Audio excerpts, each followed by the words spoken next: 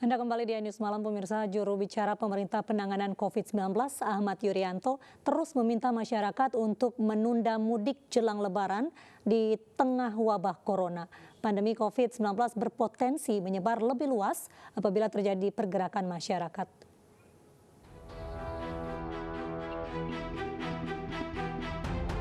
Juru bicara pemerintah penanganan COVID-19 Ahmad Yuryanto terus meminta masyarakat untuk menunda mudik jelang Lebaran di tengah wabah corona. Pandemi COVID-19 berpotensi menyebar lebih luas apabila terjadi pergerakan masyarakat dari satu kota ke kota lain. Lebih baik berada di rumah. Tunda semua kepentingan untuk meninggalkan rumah.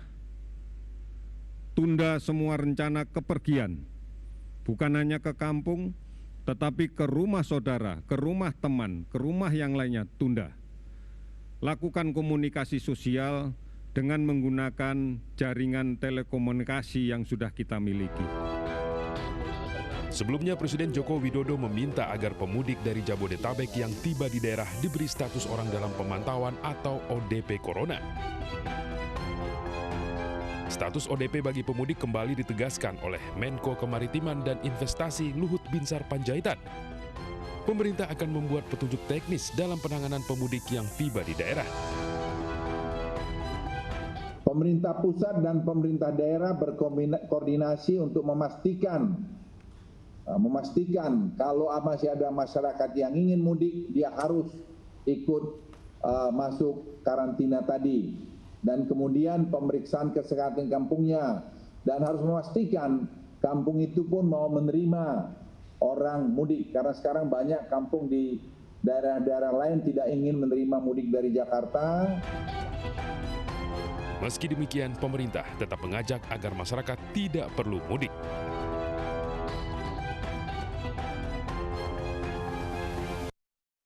PT KAI memperpanjang masa pengembalian 100% pembatalan tiket kereta api. Pembatalan diperpanjang hingga 4 Juni mendatang.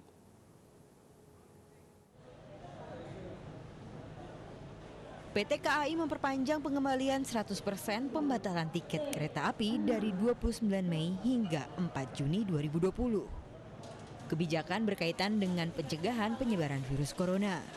Pembatalan dapat dilakukan pengguna kereta api melalui aplikasi KAI Akses atau mendatangi 8 stasiun yang sudah ditunjuk. Kami informasikan kembali untuk pembatalan tiket dengan penggantian bea sebesar 100% untuk tanggal keberangkatan ini diperpanjang. Jadi jika sebelumnya penggantian bea 100% itu hanya untuk keberangkatan sampai dengan tanggal 29 Mei, maka mulai saat ini untuk keberangkatan sampai dengan tanggal 4 Juni jika dibatalkan tiketnya akan tetap dikembalikan dengan pembiayaan pengembalian 100%. Dan kemudian kalau kita melihat saat ini secara total jumlah pembatalan tiket di area PT KAI Daup 1 Jakarta sudah sekitar 130.000. Pengembalian uang pembatalan dilakukan secara transfer atau tunai selama 30 hingga 45 hari kerja. PT KAI berharap masyarakat dapat mengikuti anjuran pemerintah untuk tidak mudik dan tetap di rumah. Dari Jakarta, Tim Liputan iNews melaporkan. PT Kereta Komuter Lain Indonesia akan mengubah operasional kereta rel listrik komuter lain. Mulai tanggal 7 April 2020, KRL hanya akan beroperasi hingga pukul 8 malam. Seiring dengan semakin banyaknya warga Jakarta dan sekitarnya melakukan aktivitas di rumah dan menerapkan jaga jarak, maka jumlah penumpang transportasi umum juga berkurang signifikan. Beberapa operator transportasi umum mulai mengubah pola operasional armada mereka karena minimnya penumpang dan menekan biaya operasional. PT KCI sebagai operator kereta listrik komuter lain juga akan mengubah operasional keretanya. Terhitung tanggal 7 April 2020, KRL komuter lain hanya akan beroperasi mulai pukul 4 pagi hingga pukul 8 malam. PT KCI hanya akan mengoperasikan 761 perjalanan kereta. Selain kebijakan jaga jarak fisik, para pengguna KRL juga diwajibkan menggunakan masker. Hal Hal ini sesuai dengan kebijakan Gubernur DKI Jakarta nomor 9 tahun 2020 tentang penggunaan masker di tempat umum. Tim Liputan iNews melaporkan. Pemirsa, sejak adanya imbauan dari Badan Pengelola Transportasi Jabodetabek, Bus Damri Jakarta membatasi operasional perjalanan keluar kota. Pembatasan itu sebagai upaya mencegah penyebaran virus corona.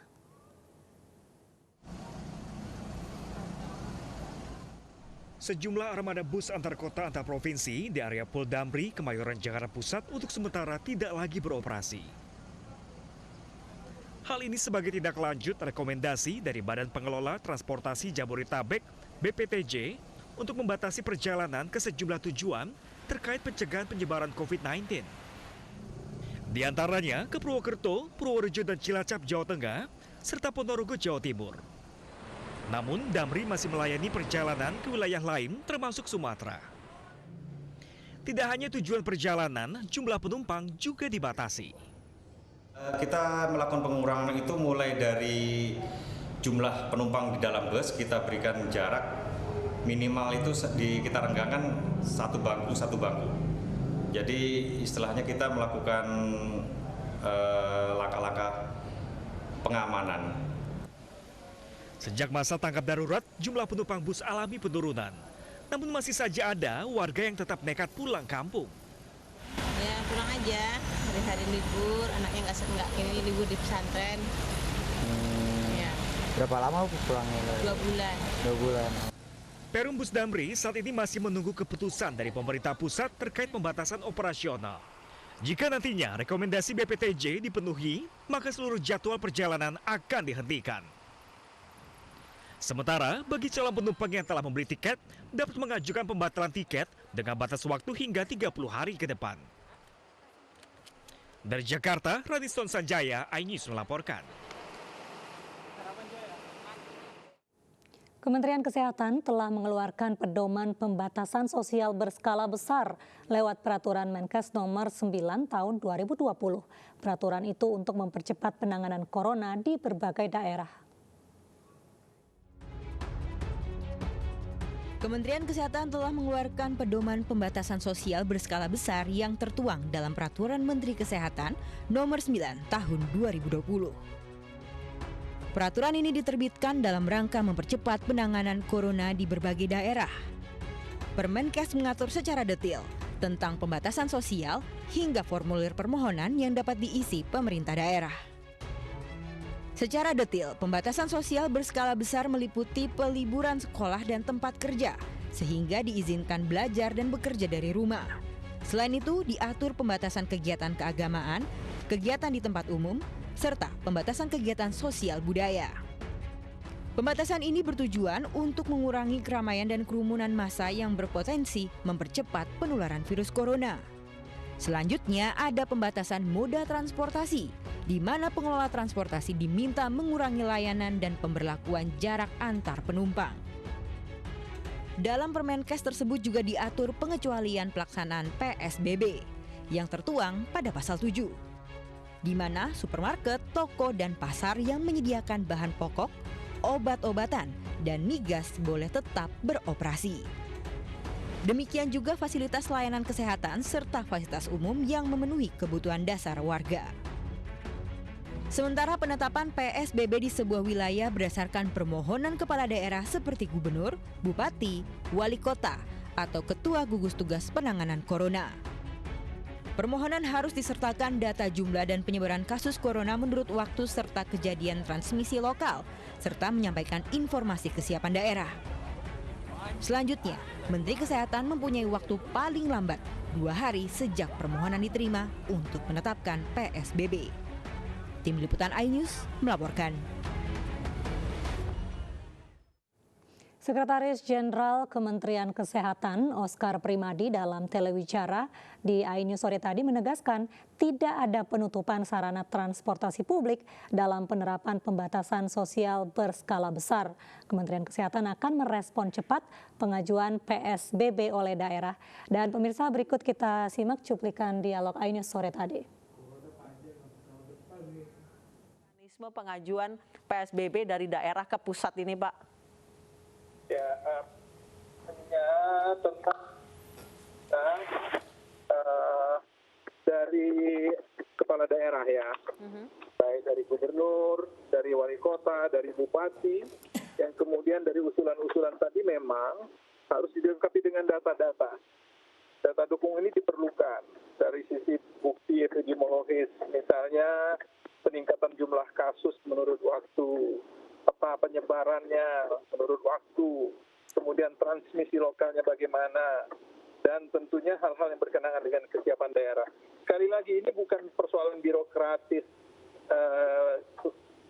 terlalu birokrat, tetapi memang kita membutuhkan kaidah-kaidah ini. Artinya kita responsif, tetapi tidak mengabaikan kaidah-kaidah yang berlaku. Baik. Karena untuk itu, sekali lagi, pengusulan ini nanti dilakukan oleh daerah kepada Menteri Kesehatan, kemudian bisa, ya. Baik, Pak Oscar, dikatakan bahwa pusat akan mengkaji waktu ini maksimal 2 hari. Tidakkah maksimal 2 hari ini terlalu lama? Karena 1 hari saja terlambat, ini bisa fatal akibatnya, Pak. Persoalan cepat atau lambat memang relatif. Kita kajian itu nggak sampai 2 hari. 2 hari itu kan batas maksimal keluarnya surat menteri ya. Tetapi kajian itu hari itu selesai ya. Tetapi tentunya kami sekali lagi tidak akan mengabaikan kaidah-kaidah terkait dengan epidemiologis dan kesiapan daerah. Tetaplah kita tidak birokratis tapi responsif untuk itu. Ya. Baik, banyak yang mengatakan bahwa penerapan ini justru akan menambah berbelit atau menambah panjang birokrasi penetapan PSBB ini, Pak. Ya, saya sudah katakan tadi, kita respon dan betul-betul kita tentunya dengan kaidah-kaidah melihat, memetakan sisi epidemiologisnya. Karena sekali lagi ini kan persoalan memutus mata rantai, memutus transmisi, memutus tingkat penularan yang memang harus kita lakukan dengan pembatasan ya. Ya tentunya harus dilihat dong angka-angkanya dan bagaimana kesiapannya. Nah itu harus kita lihat. Pak Oscar, dalam aturan PSBB ini bolehkah menutup akses transportasi umum, Pak? Misalnya menutup terminal bus atau menutup stasiun atau menutup bandara, boleh tidak, Pak? Tidak ada namanya penutupan, ini kan pembatasan, Mbak. Pembatasan sama saja dengan sekarang, cuman karena adanya Permenkes ini keluar, tentunya ada hal-hal yang harus diawasi oleh pemerintah daerah. Ya, tidak ada penutupan, pembatasan. Sekali lagi saya tegaskan, ini bisa bergerak, tetapi dengan jarak-jarak yang memang lebih diatur begitu ya. Ya, tapi saya lihat sebetulnya persoalan PSBB ini udah berjalan sekarang ya. Tinggal ini kan kita coba menginikannya kembali. Iya, banyak yang bertanya, Pak, apa bedanya dengan social distancing yang telah berlaku 3 minggu terakhir ini, ya. Pak? Karena ini dikawal oleh dengan aparat penegak hukum ya, dengan hal-hal yang berkenaan dengan pengawasan ya. Ya itu yang tentunya harus dilakukan. Ratusan narapidana di Rumah Tahanan Kelas 1 Salemba, Jakarta dibebaskan. Pembebasan bersyarat ini dalam rangka pencegahan penyebaran virus corona di dalam rutan.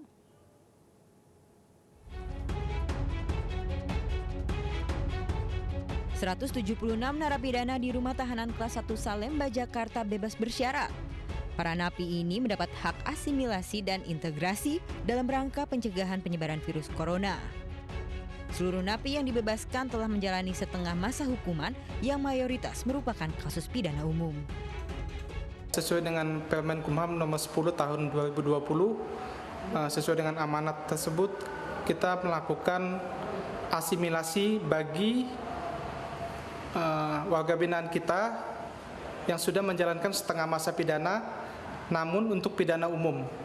Jadi tidak semua kasus bisa mendapatkan hak asimilasi ini. 57 narapidana penghuni lembaga binaan khusus anak di Kabupaten Maros, Sulawesi Selatan bebas bersyarat. Para napi ini menjalani masa asimilasi di lingkungan rumah masing-masing sebagai bentuk upaya pencegahan dan penanggulangan penyebaran virus corona. Tim Liputan iNews melaporkan.